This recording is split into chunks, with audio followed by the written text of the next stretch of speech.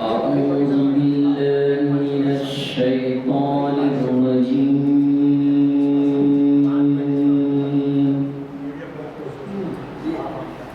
بسم الله الرحمن الرحيم إنا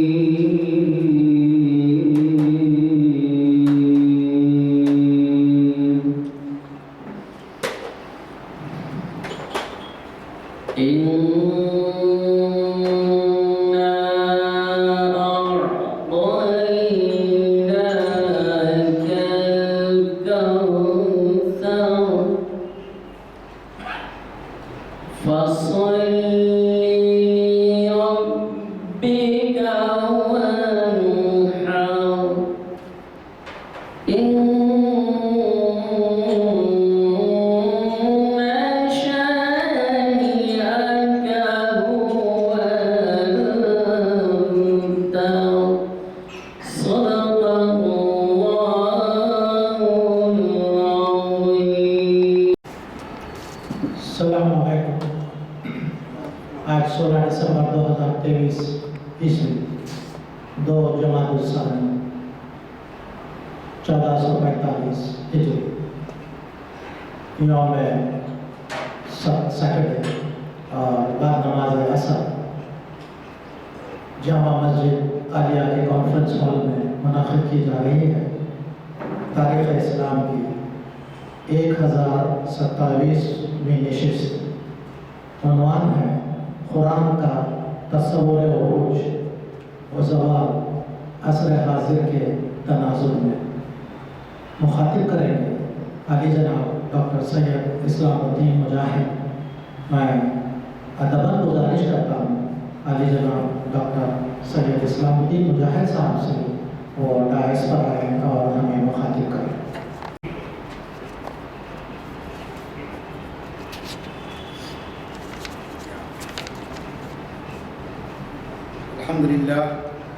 الحمد للہ رب العالمین والصلاة والسلام علی رسول الامین.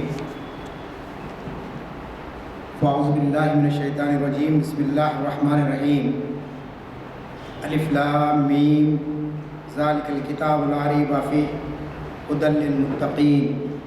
الذین یؤمنون بالغیب ویقیمون الصلاة ومما رزقناہم ينفقون والذین یؤمنون بما انزل الیک وما انزل من قبلک وبالآخرة هم يوقنون أولئك على هدى من ربهم وأولئك هم المفلحون. صدق اللہ العظیم. ساری حمد و ستائش اور ساری کبریائی اور ساری بزرگی اس خالق و کون و مکان کے لیے سزاوار ہے جس نے اس کائنات کو وجود بخشا. درود و سلام تمام انبیاء و مرسلین اور بالخصوص خاتم النبیین محمد مصطفیٰ صلی اللہ علیہ وسلم پر. قابل احترام بزرگوں اور عزیز دوستوں، السلام علیکم ورحمۃ اللہ وبرکاتہ. آج تاریخ اسلام کی اس نشست کے لیے جو عنوان میں نے دیا ہے وہ قرآن کا تصور عروج و زوال عصر حاضر کے تناظر میں. ہم سب جانتے ہیں کہ قرآن مجید اللہ تعالیٰ کی طرف سے نازل کردہ آخری کتاب ہدایت ہے. یہی وہ کتاب ہے جس کو تھام کر قوموں نے عروج کی منزلوں کو پایا اور اس سے پہلو تہی کرنے کے نتیجے میں امت مسلمہ زوال کا شکار ہوئی ہے. قرآن مجید کی مختلف اوصاف بیان کیے گئے ہیں کہ اللہ تعالیٰ نے قرآن مجید میں جہاں پر اہل ایمان کا تذکرہ کیا اور جنت و دوزخ کا تذکرہ کیا گیا اور اسی طریقے سے خیر کے کیا کام کرنے ہیں اور کون سی چیزیں جو شر کی طرف لے جاتی ہے اس سے کیسے بچنا ہے، ان سب کا تذکرہ قرآن مجید میں کیا گیا ہے. اور جیسا کہ میں نے جو تلاوت کی پہلی سورہ کی جو سورہ بقرہ ہے الف لام میم ذالک الکتاب لا ریب فیہ، کہ اللہ تعالیٰ فرما رہا ہے کہ یہ جو کتاب ہے لا ریب ہے، اس میں کوئی شک و شبے کی گنجائش نہیں ہے. اور ایک اہم ترین خصوص اس کی بیان کی گئی ھدی للناس، یہ تمام انسانوں کے لیے ہدایت کا ذریعہ ہے. اسی کو تھام کر اور اسی کو پکڑ کر اور اسی سے وابستہ ہو کر انسانیت اپنی منزل مقصود کو پا سکتی ہے. قرآن مجید کو یہ بھی کہا گیا کہ اس میں ان واقعات کو بیان کیا گیا جو بہت ہی اچھے واقعات ہیں۔ احسن القصص سورہ یوسف میں حضرت یوسف علیہ السلام کے قصے کا ذکر کرتے ہوئے آپ کی پوری زندگی کی داستان کو بیان کرتے ہوئے کہا گیا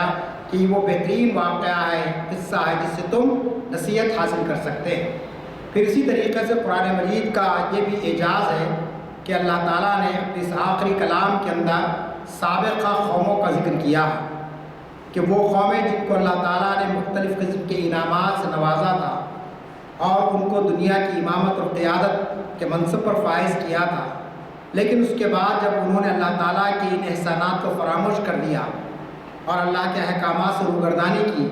اور اپنے نبیوں کا قتل کرنا شروع کر دیا، تو پھر ہم دیکھتے ہیں کہ اللہ تعالیٰ نے ان پر عذاب نازل کیا اور وہ قومیں خیر الہی کا شکار ہو گئی۔ خاص طور پر قوم بنی اسرائیل کا تذکرہ قرآن مجید میں بڑی تفصیل کے ساتھ بیان کیا گیا ہے۔ پہلے پارے کے اندر آپ دیکھتے ہیں کہ بنی اسرائیل کا تذکرہ ہم کو ملتا ہے،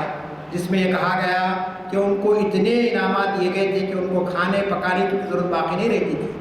آج ہم فکر مند رہتے ہیں کہ صبح کیا کھائیں گے، دوپہر میں کیا پکائیں گے، خاص طور پر ہماری خواتین اس معاملے میں بہت زیادہ فکر مند ہوتی ہے، لیکن قوم بنی اسرائیل کو اللہ تعالیٰ نے اس فکر سے ہی بے فکر کر دیا تھا۔ منو سلوا ان کو دیا جاتا تھا، آسمان سے اترتا تھا ان کے لیے غذا، ان کے لیے باضابطہ، اور اس کے اندر مختلف قسم کے انواع اقسام کے جیسے کھانے ہوتے تھے، لیکن اس سارے احسانات کے باوجود آپ جانتے ہیں کہ وہ قوم خدا کی منکر ہو گئی اور اپنے ہی نبیوں کے بتائے ہوئے راستے کو انہوں نے چھوڑ دیا، نہ صرف چھوڑ دیا بلکہ اس کو جھٹلایا۔ نتیجہ کیا ہوا کہ قرآن گواہی دیتا ہے کہ اللہ تعالیٰ نے ان پر ذلت اور مسکنت طاری کر دی، اور پھر وہ دنیا کے اندر آپ دیکھتے ہیں کہ بہت ہی ایسی قوم جس سے ہم عبرت لے سکتے ہیں، اس کا جیسے تذکرہ قرآن مجید میں مختلف مقامات پر قوم بنی اسرائیل کا ذکر کیا گیا ہے۔ پھر اسی طریقے سے قوم عاد اور ثمود کا بھی ذکر قرآن مجید میں ملتا ہے کہ یہ وہ قومیں تھیں جن کو اللہ تعالیٰ نے بہت کچھ نوازا تھا اور ان کے ہاتھوں میں اقتدار آ گیا تھا، لیکن پھر انہوں نے وہی کفر کا رویہ اختیار کیا اور حق کے راستے سے منہ موڑا۔ نتیجہ کیا ہوا کہ قوم عاد و ثمود بھی عذاب الہی کا شکار ہو گئی۔ تو یہ سارے واقعات کو اس لیے قرآن مجید میں بیان کیا گیا کہ اس سے امت مسلمہ درس حاصل کرے، حاملین قرآن کو پڑھتے ہوئے غور و فکر کرے کہ اللہ تعالیٰ نے ان قوموں کو بلندی اور عروج کیوں عطا کیا تھا، اور پھر کیوں یہ پستی کا شکار ہو گئی، کیوں وہ زوال آمدہ قومیں ہو گئی، اس کا ذکر ہم کو قرآن مجید میں ملتا ہے۔ اسی لیے یہ کہا گیا ہے کہ آپ جانتے ہیں کہ قرآن مجید ایک ایسی کتاب ہے کہ جس کے ذریعے سے اللہ تعالیٰ بعض قوموں کو بلندی عطا کرتا ہے اور پھر بعض لوگ پستی کا شکار ہو جاتے ہیں، یعنی اس کے تعلیمات کو نہ ماننے کے نتیجے میں، اس کے احکامات کو فراموش کر دینے کے نتیجے میں پھر وہ ذلت کا شکار ہو جاتے ہیں۔ چنانچہ موجودہ حالات کے تناظر میں ہم کو یہ دیکھنا چاہیے کہ اللہ تعالیٰ نے آخر عروج کے کیا اصول بتائے ہیں، ترقی کے کیا ضابطے بتائے ہیں، اور قوموں پر زوال کیوں آتا ہے۔ قرآن مجید تو وہی ہے جو کتاب 1400 سال پہلے اللہ کے نبی صلی اللہ علیہ وسلم پر نازل ہوئی۔ ہم جانتے ہیں کہ دنیا کے کسی حصے میں بھی آپ دیکھیں گے قرآن مجید کے اندر زیر اور زبر کا بھی کوئی فرق نہیں ہے، کسی قسم کا کوئی آپ کہیں پر بھی عبارت کے اندر کوئی فرق آپ نہیں دیکھیں گے۔ تو یہ تو کتاب پوری حقانیت کے ساتھ ہمارے سامنے موجود ہے۔ اور پھر ہم یہ بھی دیکھتے ہیں کہ جن قوموں نے جس دور کے اندر جس کتاب کا نزول ہوا، وہ ایسی قوم تھی کہ جن کے پاس جہالت تھی، جن کے پاس تہذیب نہیں تھی، جن کے پاس تمدن نام کی کوئی چیز نہیں تھی، جن کا کوئی اخلاق اور کردار نہیں تھا، لیکن نزول قرآن کے واقعے نے آپ دیکھتے ہیں کہ عرب کی قوم کو ان ساری قباستوں سے دور کر دیا۔ شراب کا معاملہ ایسا تھا کہ صبح اور شام لوگ شراب پیتے تھے، جنگ و جدال کا ماحول ایسا تھا کہ نسلیں ایک دوسرے سے خوریزی پر آمدہ ہو جاتی تھی، عورتوں کے تعلق سے کس قسم کا غیر انسانی سلوک کیا جاتا تھا کہ بچیاں پیدا ہوتی تو ان کو زندہ دفن کر دیا جاتا تھا۔ ایسے ماحول کے اندر قرآن مجید کا نزول ہوا۔ پھر آپ دیکھتے ہیں کہ جب مکے کے لوگوں نے قرآن کے احکامات پر عمل کرنا شروع کیا تو پھر آپ دیکھتے ہیں کہ اللہ تعالیٰ نے ان کو دنیا کی امامت عطا کی اور وہ دنیا کے رہبر بن گئے، دنیا کے مسیحا بن گئے۔ تو اس طریقے سے ہم دیکھتے ہیں کہ جب بھی امت مسلمہ نے قرآن کو تھاما اور قرآن پر عمل کیا تو پھر اس کے ذریعے سے اس کو کامیابی ملتی ہے۔ قرآن مجید یہ بات بہت وضاحت سے ہمارے سامنے رکھتا ہے کہ آج جب کہ ہم لوگ پریشان ہیں، بہت سے مسائل کا ہم شکار ہیں، لیکن قرآن ہم کو کہتا ہے کہ وَلَا تَهِنُوا وَلَا تَحْزَنُوا وَأَنْتُمُ الْأَعْلَوْنَ إِن كُنتُم مُؤْمِنِينَ، کہ تم نہ رنجیدہ ہو نہ تم پریشان ہو، تم ہی کامیاب ہو گئے، تم ہی سربلند ہو گئے، لیکن شرط کیا ہے کہ تم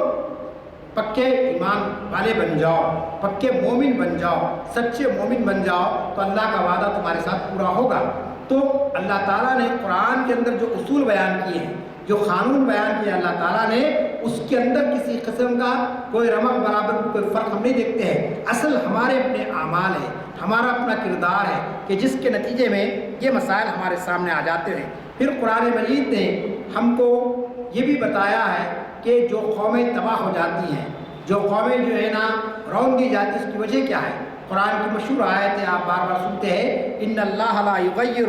ما بقوم حتی یغیروا ما بانفسہم، کہ اللہ تعالیٰ اس میں یہ فرما رہا ہے کہ جب تک کہ قوم خود اپنے آپ کو بدلنے کے تیار نہیں ہوتی ہے، ان اللہ لا یغیر ما بقوم، کہ بے شک جب تک کہ خود آپ بدلنے چاہیں گے تو اللہ تعالیٰ آپ کو جو ہے نا آپ میں کوئی انقلاب نہیں پیدا کرتا ہے، آپ کے لیے ترقی کی راہوں کو نہیں کھولتا ہے۔ اگر آپ سوتے رہیں گے، آپ سستی کا شکار ہو جائیں گے تو لازمی چیز ہے کہ کامیابی آپ کو مقدر نہیں بن سکتی ہے۔ پھر اسی طریقے سے قرآن مجید کے اندر بہت ہی وضاحت کے ساتھ جو باتیں بیان کی گئی ہے، اس میں سب سے اہم بات یہ ہے کہ اللہ تعالیٰ یہ فرماتا ہے ایک جگہ پر کہ وَلَقَدْ كَتَبْنَا فِي الزَّبُورِ مِن بَعْدِ الذِّكْرِ أَنَّ الْأَرْضَ يَرِثُهَا عِبَادِيَ الصَّالِحُونَ، کہ ہم نے زبور کے بعد جس چیز کا ذکر کیا ہے، وہ ذکر کیا ہے کہ زمین کے اصل جو وارث ہوں گے وہ اس کے نیک بندے ہوں گے، صالح بندوں کو اللہ تعالیٰ اقتدار عطا فرمائے گا۔ آج مسلمانوں کے پاس اقتدار نہیں ہے، آج مسلمانوں کے پاس قوت و طاقت نہیں ہے، آج مسلمان زندگی کے مختلف شعبوں کے اندر پیچھے کر دیے گئے ہیں۔ اس کی وجہ کیا ہے؟ اس کی وجہ دراصل یہی ہے کہ ہمارے اندر سے وہ نیکی کے اوصاف، وہ اعمال صالحہ ختم ہو گئے ہیں، جس کے نتیجے میں آپ جانتے ہیں کہ کتاب کے ہونے کے باوجود، رسول کی تعلیمات ہونے کے باوجود، ہمارے اسلاف کے کارنامے ہمارے سامنے ہونے کے باوجود، اولیاء اکرام کی ارشادات ہمارے سامنے ہونے کے باوجود، مجدد اسلام کی جو کوششیں ہوئی اسلام کی تبلیغ کے لیے، اشاعت کے لیے، ان سب کو پڑھنے کے باوجود بھی یہ امت جو ہے نا عروج کی طرف نہیں آ رہی ہے، ترقی کی طرف نہیں آ رہی ہے۔ تو اس کی وجہ یہ ہے کہ اللہ نے جو وعدہ کیا ہے کہ نیک ہونا، نیکی صرف یہ نہیں ہے کہ آپ نماز پڑھ لیں، نیکی صرف یہ نہیں ہے کہ رمضان کے روزے رکھ لیں، نیکی صرف یہ نہیں ہے کہ اللہ نے مال دیا ہے تو زکوٰۃ ادا کرے، بلکہ پورے کے پورے اسلام میں داخل ہو جانا، یہ دراصل اللہ تعالیٰ کا یعنی ہم سے مطالبہ ہے۔ وہی لوگ نیکوکار کہلائیں گے۔ قرآن مجید میں جگہ پر کہا گیا کہ لیس البر ان تولوا وجوہکم قبل المشرق والمغرب، کہ نیکی صرف یہ نہیں ہے کہ آپ اپنے چہرے کو مشرق یا مغرب کی طرف کر لیں، ولکن البر من آمن باللہ، آگا کہ نیکی یہ ہے کہ تم اللہ پر ایمان لاؤ، روز آخرت پر ایمان لاؤ، اللہ کی نازل کردہ کتابوں پر ایمان لاؤ، اور پھر اس کے بعد کیا کہا گیا؟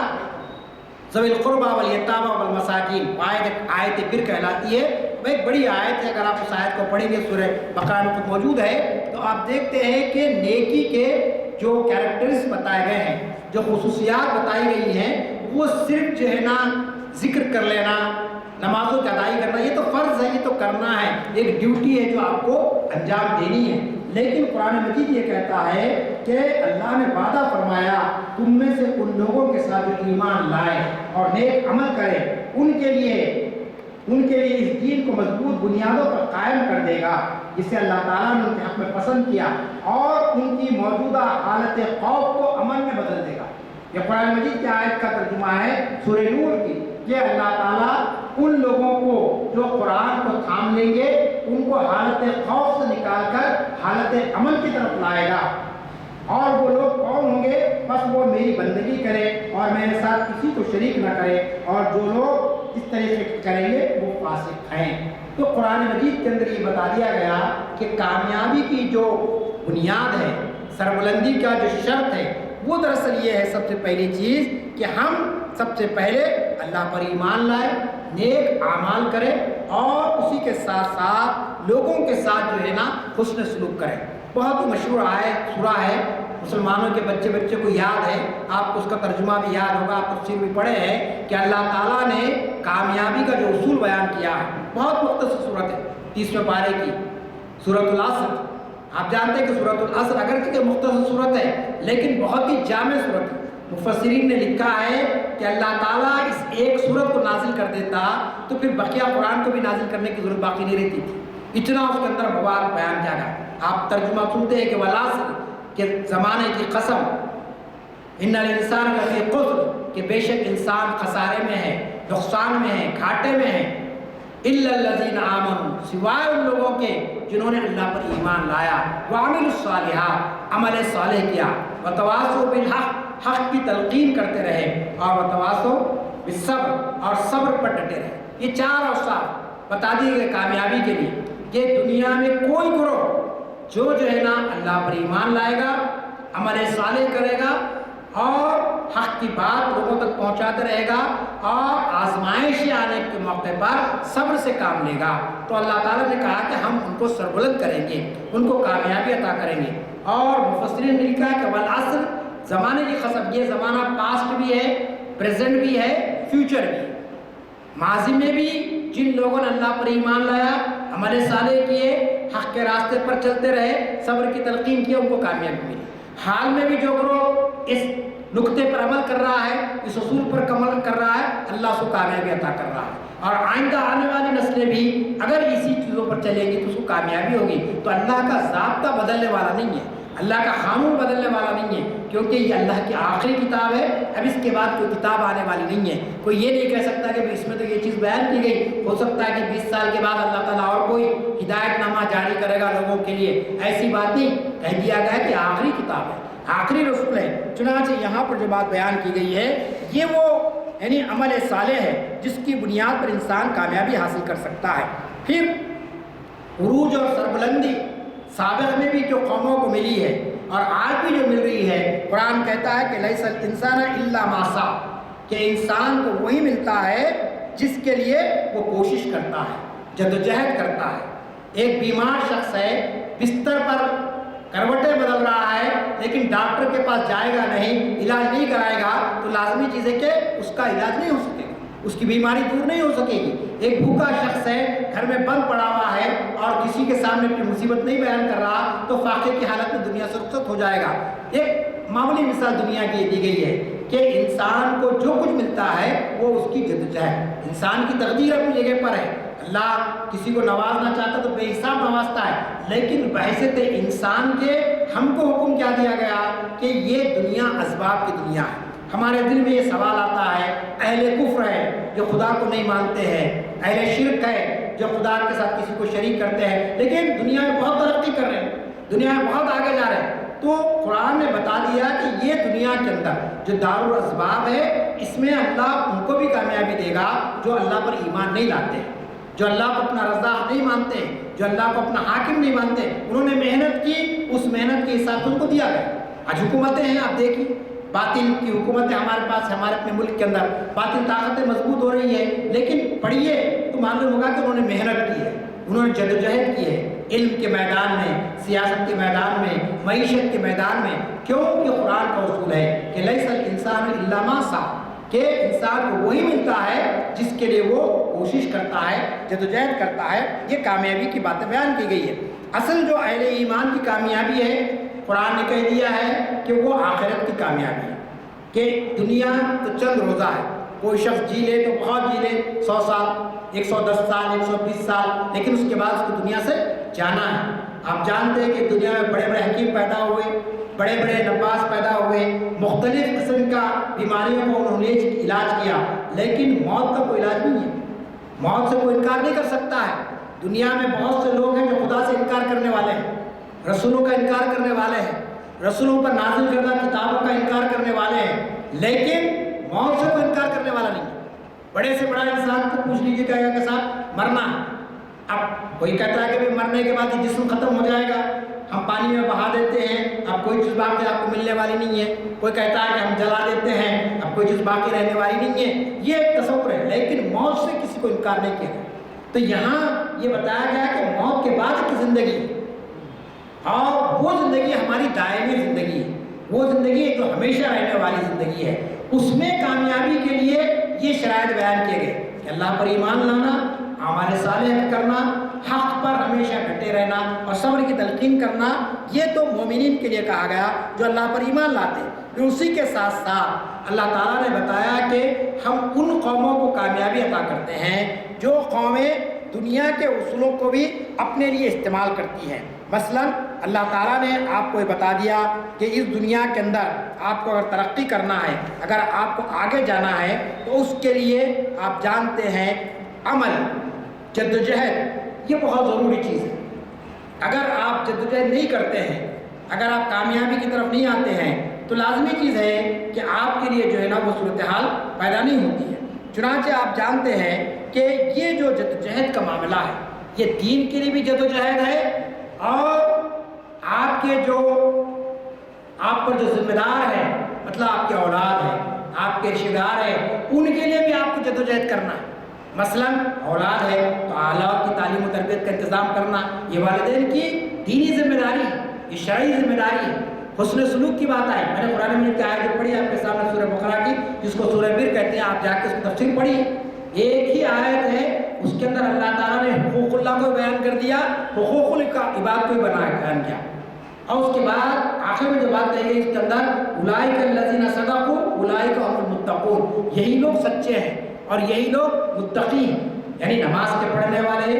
اللہ پر ایمان لانے والے، روزہ آخرت پر ایمان لانے، انبیاء پر ایمان لانے والے، اس کے بعد ذوی القربہ کا خیال رکھنے والے، یعنی اپنے رشتہ داروں کا، یتامہ یتیموں کا خیال رکھنے والے، مسکینوں کا خیال رکھنے والے، اور آگے کہا گیا اس کے اندر ذوی القربہ والیتامہ والمساکین وابن السبیل، یعنی گردنیں چھڑانے والے، کوئی قید کر لیے گئے بے قصور۔ آج کے زمانے میں جب تو غلامی کا دور تھا، غلاموں کو چھڑانے کی بات کی گئی تھی، لیکن آج تو غلامی کا دور نہیں ہے، لیکن جو لوگ پریشان حال ہیں ان کو چھڑانا۔ پھر اس کے بعد کہا گیا وقام الصلاۃ وآت الزکوٰۃ، اور نیک وہ لوگ ہیں جو نماز کو قائم کرتے ہیں، زکوٰۃ کو ادا کرتے ہیں۔ یہ سب کہہ کے کہا گیا کہ اولئک الذین صدقوا، یہی لوگ سچے ہیں۔ ہم ایک آیت پہ آ کر رک گئے کہ صرف نماز پڑھ لی جائے، روزہ رکھ لیا جائے، زکوٰۃ دے دی جائے، اس کے بعد کی چیزوں کو نہیں بیان کیا گیا۔ اللہ تعالیٰ نے قرآن میں جو بات بیان کی ہے وہ کامیابی اور وہ ترقی کب ہے کہ سب سے پہلی بات یہ ہے کہ اس کے اندر کہ ہم عبادات کے مفہوم کو سمجھنے کی کوشش کریں۔ عبادات کا مفہوم بہت وسیع ہے، غیروں کے پاس عبادات کیا ہے؟ اب علاقے میں چرچز بہت ہیں، مثال دیتا ہوں آپ کو، اتوار کے دن جانا، بیٹھ جانا وہاں پر، اور انجیل ہاتھ میں لے کر ان کے پادری صاحب پڑھتے ہیں، پڑھ لینا، اور اس کے بعد چرچ سے نکلنے کے بعد آزاد ہے۔ وہ یہ کہتے ہیں ہمارے گناہوں کا کفارہ ہو گیا، حضرت عیسیٰ علیہ السلام نے ہماری جو نا بخشش کا ذمہ لے لیا۔ کوئی اور ہیں تو کسی تروپتی کے مندر کو چلے گئے، کچھ سونا چڑھا دیے وہاں پر، کچھ تحفے تحائف دے دیے، کسی اور مندر کو چلے گئے، اور اس کے بعد نکلے تو پھر آپ دیکھتے ہیں کہ پھر ان کے لیے قتل بھی جائز ہو جاتا، ان کے لیے ڈاکہ زنی بھی جائز ہو جاتی۔ تو ان کے پاس عبادت کا اتنا ہی تصور ہے کہ ایک چار دیواری کے اندر کچھ رسوم کو ادا کر دیا جائے تو ہم اپنے دھرم کے پابند ہو گئے ہیں، ہم اپنے مذہب کے پابند ہو گئے ہیں۔ لیکن اسلام ایسا نہیں۔ اسلام یہ کہتا ہے کہ آپ مسجد میں نماز پڑھ رہے ہیں، اللہ کو حاضر ناظر جان کر، بازار میں بھی یہ دیکھنا ہے کہ اللہ آپ کو دیکھ رہا ہے۔ آپ حسن سلوک کسی کے ساتھ کر رہے ہیں تو وہ بھی دیکھنا ہے کہ یہ میں حسن سلوک اس لیے کر رہا ہوں کہ اللہ کا حکم ہے، میں دکھاوے کے لیے نہیں کر رہا ہوں، خدمت خلق کا میں کام کر رہا ہوں کسی کے ساتھ۔ چنانچہ آپ جانتے ہیں کہ ہمارے علماء نے جو عبادات کا وسیع تصور ہمارے سامنے پیش کیا ہے، اس کو امت کے سامنے لانے کی ضرورت ہے۔ آج آپ جانتے ہیں ہمارے پاس مسلمانوں کا جو مالدار طبقہ ہے، ہر 6 مہینے میں عمرے کو جاتا ہے، ہر 1 سال میں حج کو جا رہے ہیں، اور گنتے ہیں باضابطہ، صاحب میں نے اتنی عمر میں اتنے حج کر لیے، اتنے میں نے عمرے کر لیے۔ ٹھیک ہے، اچھی عبادت ہے، اللہ نے آپ کو مال دیا، ہم اس کی مخالفت نہیں کر رہے، لیکن سوال یہ ہے کہ آپ کے خاندان میں کتنے یتیم بچے ہیں جن کی تعلیم و تربیت کی آپ نے ذمہ داری لی ہے؟ کتنی نوجوان لڑکیاں ہیں جو شادی کی عمر کو پار کر چکی، ان کی شادی کا انتظام نہیں ہو سکا، آپ نے کوئی بچی کی شادی کا انتظام کیا؟ کوئی یتیم کی آپ جو ہے نا سرپرستی کیے؟ آپ یہ نہیں کر کے آپ یہ سب کر رہے ہیں اور یہ سمجھ رہے ہیں کہ بس ہم اللہ کو راضی کر چکے ہیں، اللہ ہم سے راضی ہو چکا ہے، ایسا نہیں ہے۔ عبادات کا تصور بہت وسیع ہے اسلام کے اندر، چنانچہ اللہ تعالیٰ نے کہا کہ وہی قومیں دنیا کے اندر کامیاب ہو سکتی ہے جو ہے نا ایمان کے ساتھ عمل صالح، اور عمل صالح کے اندر خاص طور پر لوگوں کے ساتھ حسن سلوک کا کرنا۔ الخلق عیال اللہ یعنی نبی کریم صلی اللہ علیہ وسلم نے فرمایا کہ پوری خلق اللہ کی ہے، ہاں یعنی سب کنبہ ہے اللہ تعالیٰ کا، سب کے اپنے اپنے دین الگ ہو سکتے ہیں، مذہب الگ ہو سکتے ہیں، لیکن انسانیت ایک ایسا پہلو ہے۔ کوئی آدمی آپ دیکھیں سڑک پر آبش پر حادثہ ہو جائے تو کوئی یہ نہیں دیکھتا کہ یہ ہندو ہے یا مسلمان ہے، جو راستے سے گزرنے والا ہے بھرا رکتا ہے، اس سے ہمدردی کرتا ہے، اس کو دواخانہ پہنچانے کی کوشش کرتا ہے۔ کیوں کہ ہم یہ سمجھتے ہیں کہ ہر فرد اللہ کا انسان یعنی بندہ ہے اور بشر ہے، اور اس کی مدد کرنا ہمارے ایمان کا جز ہے۔ تو یہ چیز اسی کے ذریعے سے انسانیت کو کامیابی مل سکتی ہے۔ چنانچہ آپ جانتے ہیں کہ مسلمانوں کی 1400 سال تاریخ کے اندر اگر ہم دیکھتے ہیں تو مسلمانوں نے بہت سے کارنامے انجام دیے ہیں۔ پھر قرآن مجید کے متعلق سے ہم کو جو اہم چیز معلوم ہوتی وہ یہ ہے کہ سابقہ جو قومیں ترقی کی ہیں، جو عروج ملا ان کو، ان کے اندر کیا خصوصیات تھیں۔ ایک تو اللہ کا انعام، جو میں نے آپ کے سامنے کہا کہ قوم بنی اسرائیل کا معاملہ ہے، قوم عاد و سمود ہے، دیگر قومیں ہیں، تو اللہ نے ان کو پہلے انعامات سے نوازا، اب جب انکار انہوں نے کیا تو پھر اللہ کا عذاب ان پر آ گیا ہے۔ لیکن ایک اصول جو بیان کیا گیا ہے کہ قرآن مجید کا مطالعہ کریں تو ہم عروج و زوال کے لیے کچھ پوائنٹس میں رکھا ہوں، آپ کا وقت کم ہے لیکن میں آپ کو بتانا چاہتا ہوں۔ سب سے پہلی چیز کہ کسی بھی گروہ کی کامیابی ترقی کے لیے کسی نظریہ حیات سے مخلصانہ وابستگی۔ ہمارا نظریہ حیات کیا ہے کہ اللہ ایک ہے، اللہ کے نبی آخری رسول ہے، یہ ہمارا عقیدہ۔ عقیدے کی پختگی ہی کسی گروہ کو کامیابی دلا سکتی ہے۔ اب حکومتیں بدل رہی ہیں، آپ دیکھیں الیکشن، آج بھی اخبار میں فوٹو آئی، بڑے ہمارے مسلم قائدین جا کے ملا، اچھا کیوں ملا انہوں نے، لیکن حکمرانوں سے اپنی ساری امیدوں کو وابستہ کر لینا اور یہ سمجھنا کہ سارے مسائل کا حل چیف منسٹر صاحب کے پاس ہے، وزیر اعظم کے پاس ہے، تو یہ دراصل ایک قسم کا شرک ہے اور یہ آپ کے عقیدے کی کمزوری ہے۔ چنانچہ یہ کہا گیا کہ کوئی گروہ کامیاب ہوتا ہے تو وہ دراصل عقیدے کی پختگی کی بنیاد پر۔ صحابہ کرام کی زندگیاں ہمارے سامنے، کیا مال تھا ان کے پاس، کیا اسباب تھے، جنگ بدر کا معرکہ ہوا، 313 مجاہدین ایک طرف، 1000 کا لشکر ایک طرف تھا، اور 313 کے پاس کوئی جو ہے جنگی سامان بھی زیادہ نہیں تھے، ان کے پاس تو بہت کچھ تھا، لیکن اللہ کی ذات پر یقین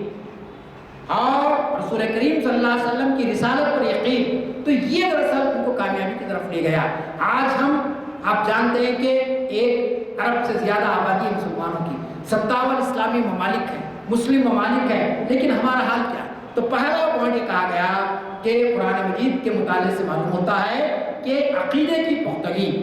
دوسری چیز آپ کا اپنا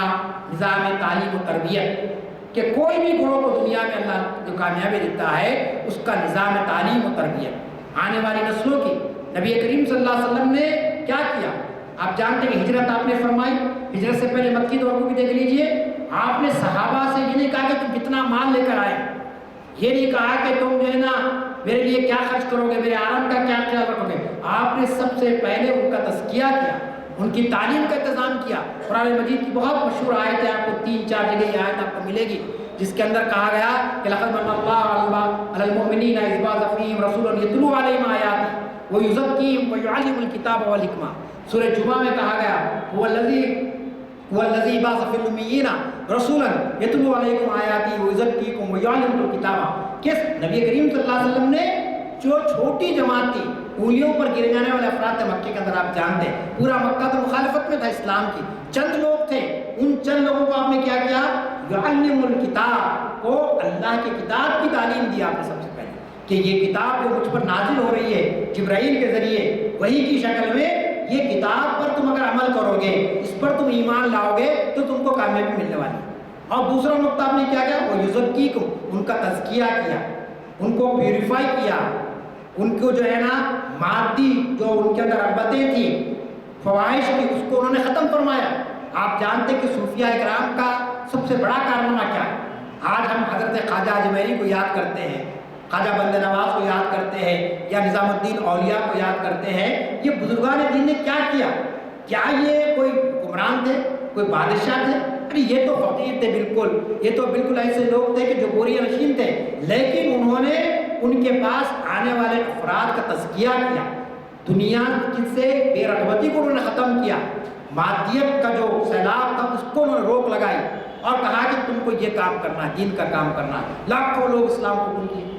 حضرت خواجہ معین الدین اجمیری رحمۃ اللہ علیہ کے دست حق پرست پر۔ تو اس طریقے سے آپ جانتے ہیں کہ یہ جو چیز ہے تعلیم کے ذریعے ہوتی ہے، تربیت کے ذریعے ہوتی ہے۔ آج بھی خانقاہیں ہیں، میں تنقید نہیں کر رہا ہوں، لیکن کون سی خانقاہیں آپ مجھے بتا دیجئے کہ جہاں پر تعلیم اور تربیت کا انتظام ہے؟ کہیں نہیں ہے۔ وہ جو تعلیم ان کے بزرگوں نے دی تھی، وہ جو خانقاہ نظام قائم فرمایا تھا کہ جس کے بنیاد پر یعنی مرشد کو یقین ہوتا تھا کہ میرا مرید کبھی جو ہے نا ایک نماز کو بھی قضا تو دور کی بات ہے، جماعت کی پہلی رکعت میں وہ موجود رہے گا، اس کو یقین ہوتا تھا۔ لیکن آج کوئی مرشد کو یقین نہیں ہے، کوئی مرشد یہ دعویٰ نہیں کر سکتے کہ ان کے مرید 5 وقت نماز پڑھتے ہیں، بلکہ اکثر تو یہ بولتے ہیں کہ ٹھیک ہے آپ پڑھو رکھو پڑھو، ہمارا خیال رکھو کافی ہے۔ تو یہ صورتحال ہمارے پاس پیدا ہو چکی ہے، اور نتیجہ کیا ہوا کہ وہ بہترین خانقاہ نظام جو اسلام کی تبلیغ کا بہت بڑا ذریعہ بنا تھا ہندوستان کے اندر۔ آپ جانتے ہیں کہ مسلمان تو یہاں 800 سال حکومت کرے، بادشاہوں نے اسلام کو نہیں پھیلایا بلکہ اولیاء کرام نے اسلام کو پھیلایا۔ یہ جو بزرگ آئے، حضرات یوسف ہے، یا پھر آپ کے وہاں جو پہاڑی شریف ہے، کیا تھا؟ جنگل اور بیابان تھا آپ کا شہر۔ آج تو اینٹ اور گورے کی بڑی بڑی عمارتیں بن گئی، یہاں پر دفن ہونے کے لیے جگہ نہیں باقی رہی، لیکن اس دور میں جب یہ لوگ آئے تھے تو کیا تھا یہاں؟ تو یہ آپ کو معلوم ہونا چاہیے کہ تعلیم و تربیت، اس کے ساتھ ساتھ کوئی قوم اگر ترقی کرتی ہے، قرآن نے کہا عدل اور انصاف، ہر معاملے میں عدل انصاف ہو۔ ایسا نہیں کہ میرا بھائی مسلمان ہے، چور ہے، ڈاکو ہے، لیکن ہم اس کی تائید میں کھڑے ہو گئے، یہ غلط ہے۔ اس کی جو ہے نا دلیل کہیں سے بھی آپ کو نہیں ملتی ہے۔ عدل سب کے ساتھ، حتیٰ کہ کہا قرآن مجید کے اندر کہ اگر تمہارا مخالف کوئی ہے تم وہ جتنا تم پر ظلم کیا اتنا ہی کرو، اس سے بڑھ کے نہیں کر سکتے، انتقام نہیں لے سکتے اس سے۔ اگر لیں گے تو پھر تم مجرم قرار دے دیے جاؤ گے۔ تو اس طریقے سے آپ کو معلوم ہے کہ کوئی بھی معاشرے کے اندر کوئی بھی کامیابی کا اصول ہے کہ عدل، قوم میں عدل۔ آج آپ جانتے ہیں کہ ہمارے ملک کے اندر ہم مسلمان صاحب سمجھ جو ہیں ان کو یہ کہنا چاہیے حکومتوں سے، آپ ہم کو کوئی چیز مت دیجیے، آپ عدل قائم کیجیے، عدل اور انصاف قائم کیجیے، بس سے ہم اللہ نے ہم کو سب کچھ دیا ہے۔ ایمان کی دولت آپ کے پاس سب سے بڑی بات ہے، ذہن رسا آپ کے پاس موجود ہے۔ ایک بچہ ہمارا 6 سال کا 8 سال کا بچہ پوری قرآن کو حفظ کر لیتا ہے، اس کے سینے میں محفوظ رہتا ہے۔ اس سے بڑھ کر آپ کو ذہانت کہیں اور مل سکتی ہے؟ بعض دینی مدارس میں جاتا ہوں تو دیکھ کر تعجب ہوتا ہے کہ 6 سال کے بچے ہیں، کہیں سے بھی قرآن نکال لیجیے آپ، پڑھیے بابا یہاں سے شروع کر دیتا پڑھنا۔ تو یہ ذہانت اللہ نے آپ کو دی ہے، اس سے بڑھ کر اور کیا چاہیے آپ کو؟ لہٰذا ہم حکومتوں سے عدل کا مطالبہ کرتے ہیں۔ ہم یہ کہتے ہیں کہ آپ سارے لوگوں کے حکمران ہیں تو سب کے ساتھ آپ انصاف کیجیے، اور اس کی مثال ہم دیتے ہیں مسلمان حکمرانوں کی۔ 1400 سال تاریخ کے اندر آپ جانتے ہیں کہ مسلمانوں نے کبھی کسی معاشرے کے اندر کوئی شخص جو اللہ کو نہیں مانتا ہے، ہمارے رسول کو نہیں مانتا ہے، لیکن اس کے ساتھ ناانصافی نہیں کی، تعصب کا رویہ اختیار نہیں کیا۔ پوری تاریخ میں پڑھ لیجیے۔ پھر آپ جانتے ہیں صبر اور استقلال، قرآن مجید کے مطالعے سے معلوم ہوتا ہے کہ اللہ تعالیٰ اسی قوم کو کامیابی عطا فرماتا ہے جو صبر اور استقلال کے ساتھ آگے بڑھتی ہے۔ استقلال کے معنی مستقل طور پر کسی کام کو انجام دینا۔ اگر وہ کام مستقل طور پر انجام نہیں دیں گے تو لازمی چیز ہے کہ وہ چیز جو ہے تو آپ حاصل نہیں کر سکتے ہیں۔ پھر اسی طریقے سے آپ جانتے ہیں کہ لوگوں سے خیرخواہی، کہ ہم لوگوں کے درد کو اپنا درد سمجھیں، لوگوں کے مشکلات کو اپنا مشکلات سمجھیں، تو پھر آپ دیکھتے ہیں کہ کس طریقے سے اللہ تعالیٰ ان کو کامیابی عطا فرماتا ہے۔ چنانچہ یہ جو آیات ہے اور جن آیات کی تشریح میں نے آپ کے سامنے رکھی ہے، اس سے آپ کو اندازہ ہو جاتا ہے کہ کس طریقے سے اللہ تعالیٰ نے اپنی آخری کتاب قرآن مجید میں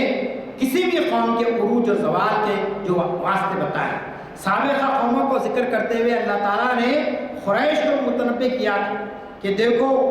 تم جو نبی ہم نے مبعوث کیا ہے تمہارے درمیان میں، اگر تم ان کے احکامات کو نہیں مانو گے، ان کے احکامات میں تم نہیں چلو گے تو کیا ہوگا؟ تم تباہ و برباد ہو جائیں گے۔ وہاں مشہور واقعہ ہے کہ مکے میں قحط پڑ گیا تھا اور جب غیب پڑ گیا تو یہ لوگ ابو جہل ابو لہب ایمان نہیں لائے تھے، لیکن انہوں نے مذاق کے طور پر کہا اور لوگوں سے کہا کہ جاؤ کہو محمد عبداللہ سے کہ اگر ان کا اللہ قادر ہے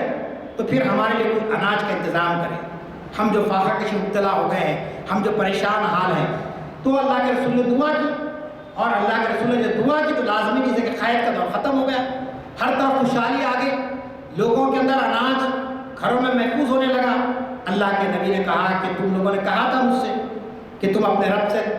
اس کے تعلق سے دعا کرو، خوشحالی ہماری قوم میں آ جائے اور یہ بدحالی ختم ہو جائے، فاقہ کشی کا دور ختم ہو جائے، فاقہ ختم ہو چکی، اللہ نے اپنی نعمتوں کو نازل کیا تو کفار مکہ بدل گئے، کہا کہ یہ کیا بات ہوئی، یہ تو ہونے والی چیز تھی ایک نہ ایک دن۔ تو اس وقت آپ کو معلوم ہے کہ قرآن مجید آپ پڑھیے تو اس کے اندر اللہ تعالیٰ نے قریش والوں کو متنبع کر کے کہا کہ جب تم مصیبت میں تھے، پریشانی میں تھے تو تم نے اپنے رسول سے التجا کی اور رسول نے دعا کی تو تم پر عافیت آئی، تم پر ہم نے اپنی رحمت نازل کی، اور آج تم انکار کرتے جھٹلاتے۔ یاد رکھو کہ دیگر قوموں نے بھی ایسا کیا تھا، لیکن ان کا انجام کیا؟ ان کی پکڑ ہوئی باضابطہ، ان کو دردناک عذاب سے گزارا گیا۔ تو یاد رکھ لیجیے کہ دنیا کے اندر آج بھی ایسی قومیں ہیں، آج بھی ایسے گروہ ہیں جو مصیبت میں اللہ کو یاد کرتے ہیں، اور ذرا مصیبت ختم ہو گئی تو پھر کہتے ہیں کہ اب کوئی جو ہے سو ہمارے لیے کوئی ضرورت باقی نہیں رہی ہے۔ تو ایسے حالات کے اندر ہم کو تھوڑا سا اپنا جائزہ لینا چاہیے اور غور کرنا چاہیے کہ اللہ تعالیٰ نے یہ جو کتاب نازل کی ہے، اور اس کتاب کے ذریعے سے آپ جانتے ہیں کہ یہ بات کوئی بے دلیل نہیں ہے، دلیل کے ساتھ ہے، جیسا کہ ہم نے ابتدا میں کہا کہ نزول کتاب سے پہلے کیا حالت تھی، نرک تھی، لیکن جب کتاب آ گئی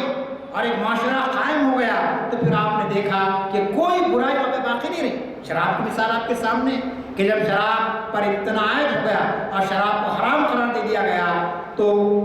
سیرت نگاروں نے لکھا ہے کہ لوگ جو پی چکے تھے انہوں نے انگلیاں ڈال ڈال کر شراب کو نکال دیا، جو لوگ اپنے گھروں میں مٹکے رکھے تھے انہوں نے لا کے سڑک میں بہا دیا، حتیٰ کہ مکے کی گلیوں کے اندر برسات کے پانی کی طرح شراب بہ رہی تھی۔ تو یہ جذبہ کس طریقے سے پیدا ہوا؟ یہ محض قرآن مجید کا نتیجہ تھا، اور صحابہ کرام کی زندگیوں کو دیکھیے کہ کیسی تبدیلی آئی۔ آپ جانتے ہیں کہ حضرت عمر رضی اللہ تعالیٰ عنہ ایک جلیل القدر شخصیت جن کے تعلق سے اللہ کے رسول نے دعا کی تھی کہ اللہ اگر تو اسلام کو طاقت بخشنا چاہتا ہے تو عمر بن خطاب کو یا پھر عمر بن ہشام کو اسلام میں داخل فرما، لیکن وقتی طور پر نبی کی دعا قبول نہیں ہوئی، حضرت عمر ایمان نہیں لائے، لیکن جب آپ تلوار لے کر نکلے تھے نعوذ باللہ اللہ کے رسول کو قتل کرنے کے ارادے سے، جب آپ کے کان میں ایک آیت آئی قرآن مجید کی، آپ پلٹے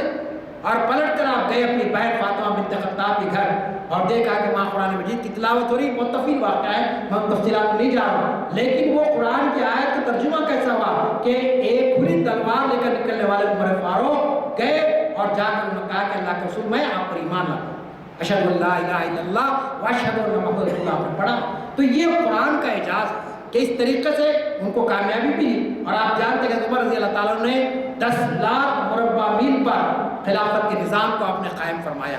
تو قرآن تو وہی ہے، قرآن میں جیسا کہ میں نے ابتدا میں کہا کہ اس میں آیت تو بہت دور کی بات ہے، اس کے اعراب میں کوئی تبدیلی آپ نہیں دیکھیں گے، اور پھر قرآن کی جو احکامات ہیں اپنی جگہ پر موجود ہیں، لیکن اصل بات یہ ہے کہ جب تک کہ فی الواقع اس کو ہم ایک کتاب انقلاب سمجھ کر نہیں پڑھیں گے اور اپنی زندگی کے اندر تبدیلی لانے کی کوشش نہیں کریں گے تو لازمی چیز ہے کہ کتاب تو اپنی جگہ پر رہے گی، اس کی عظمت اس کی بزرگی میں کوئی کمی نہیں آئے گی، لیکن ہماری زندگی میں کوئی تبدیلی نہیں آ سکے گی۔ آج کل حقیقت ہے یہ کہ ہم قرآن کو کس انداز سے برتاؤ کر رہے ہیں کہ کوئی انتقال ہو جائے تو قرآن پڑھ لیا جاتا ہے کتاب ثواب کے طور پر، یا کوئی بچے کی بسم اللہ قاری ہو تو کچھ آیتیں پڑھ دی جاتی ہے، یا اسی طریقے سے کوئی مصیبت آ گئی پڑھ دی جاتی ہے، لیکن اس کو ہمارے روز کا مشغلہ، اس کے آیات پر غور و فکر، آپ جانتے ہیں کہ قرآن کئی جگہ پر کہتا ہے افلا تتدبرون کہ تم اس پر کیوں تدبر نہیں کرتے، افلا یعقلون کیا تم عقل نہیں رکھتے ہیں، کیوں تم اس پر غور و فکر نہیں کرتے، یہ جو ساری کائنات جو بنائی گئی ہے اس کے مقاصد کیا ہے، اس سے اللہ تعالیٰ کیا کام لے رہا ہے، ان ساری چیزوں کا اللہ تعالیٰ نے قرآن مجید میں ذکر کیا ہے۔ لہٰذا میں آپ سے یہی کہنا چاہتا ہوں کہ آج کے موجودہ دور کے اندر آپ جانتے ہیں کہ سب سے زیادہ مخالفت قرآن کی ہو رہی ہے، لیکن یہ بھی ایک حقیقت ہے کہ سب سے زیادہ پڑھی جانے والی کتاب بھی قرآن مجید ہے۔ قرآن سب سے زیادہ پڑھی جانے والی کتاب کو بھی کہا جاتا ہے عربی میں، اور حقیقت میں بھی آج قرآن سب سے زیادہ پڑھی جا رہی ہے۔ آپ اخبارات میں پڑھتے ہیں کہ کسی جگہ پر بھی ایگزیبیشن لگتی ہے تو وہاں سب سے زیادہ جو کتاب اس وقت فروخت ہو رہی ہے وہ قرآن مجید ہے۔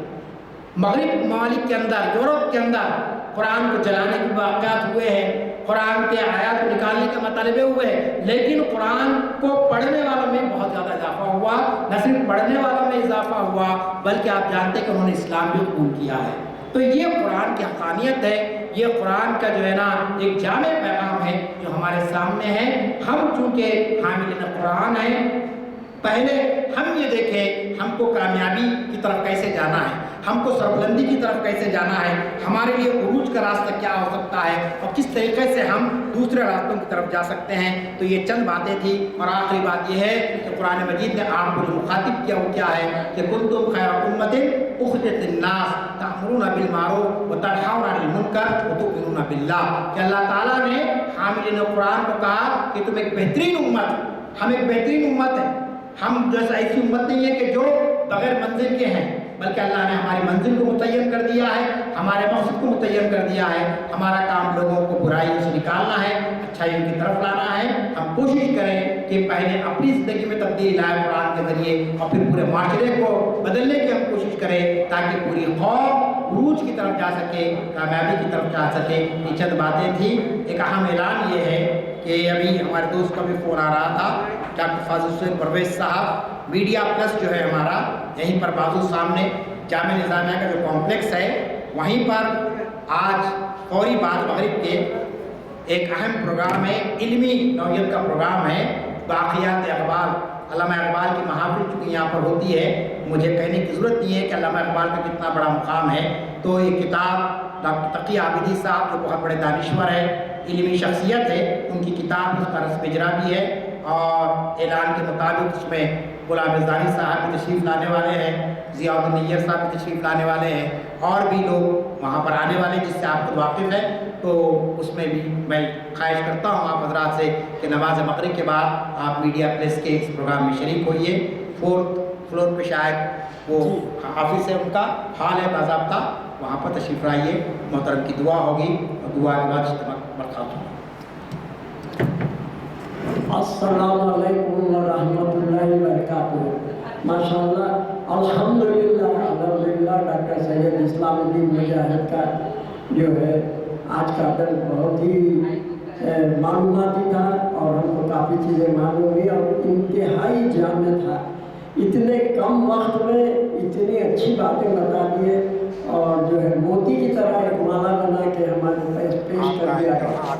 اور جو ہے عنوان بھی ماشاءاللہ بہت ہی موزوں تھا آپ کے حساب سے، اللہ کا شکر ہے۔ ہماری دعا ہے اللہ تعالیٰ ڈاکٹر سید اسلام الدین مجاہد کی عمر دراز کرے اور ان کے علم میں اور ترقی اور برکت عطا فرمائے، اور ہمیں بار بار ان کو سننے کا موقع فراہم ہو۔ یا اللہ یا رحمان یا رحیم یا کریم۔ بسم اللہ الرحمن الرحیم۔ الحمدللہ رب العالمین۔ اللہم صلی علی سیدنا محمد وعلی آل سیدنا محمد وبارک وسلم۔ ربنا آتنا فی الدنیا حسنۃ وفی الآخرۃ حسنۃ وقنا عذاب النار وادخلنا الجنۃ مع الابرار۔ یا عزیز یا غفار یا رب العالمین، رب اغفر ورحمنا انت خیر الراحمین، اللہم ارحمہما کما ربیانی صغیرا، رب اغفر لی رب اغفر لی رب اغفر لی، یا الہ العالمین یا رحم الراحمین۔ اے اللہ، ہم تمام کو ہدایت دے، توفیق دے، سچی توبہ کر لیں، اللہ کے دربار میں سچی توبہ کرے، توبۃ النصوح جو اس کے دربار میں قبول و منظور ہو جائے، ویسی ہدایت دے، اور بعد اس کے ہم کو حضور پاک نبی کریم صلی اللہ علیہ وسلم کی پیاری پیاری سنتوں پر عمل کرنے والا بنا دے۔ اے اللہ، جتنے بیمار ہیں ان کو شفائے کلی عطا فرما۔ اے اللہ، جو مخلوط ہیں ان کے قرضوں کے ادائیگی کے اسباب بنا دے۔ اے اللہ جن لڑکے لڑکیوں کی شادیاں ہونا ہے اللہ مدد فرما، جب ان کا کام یہ آسان فرما دے اور تمام گھروں کو آباد و شاداب کر دے۔ یا اللہ یا رحمان یا رحیم یا کریم، جو بچے تعلیم پا رہے ہیں انہیں نافع علم عطا فرما، جن رشتوں میں قطع رحمی ہے میرے مولا اس کو صلہ رحمی سے متبدل فرما دے۔ یا اللہ ہمارے والدین عزیز و قریب رشتہ دار جتنے بھی لوگ اس دنیا فانی سے گزر چکے ہیں میرے مولا ان کے ساتھ رحم کا کرم کا معاملہ فرماتے ہوئے ان کے درجات میں بلندی عطا فرما، ان کی جب خبروں کو جنت کا ایک باغ بنا دے۔ ہماری دعاؤں کو محض اپنے فضل و کرم اور حضور پاک نبی کریم صلی اللہ علیہ وسلم کی تقدس میں ان کے واسطے سے قبول و منظور فرما۔ والحمدللہ رب العالمین بحق لا الہ الا اللہ محمد رسول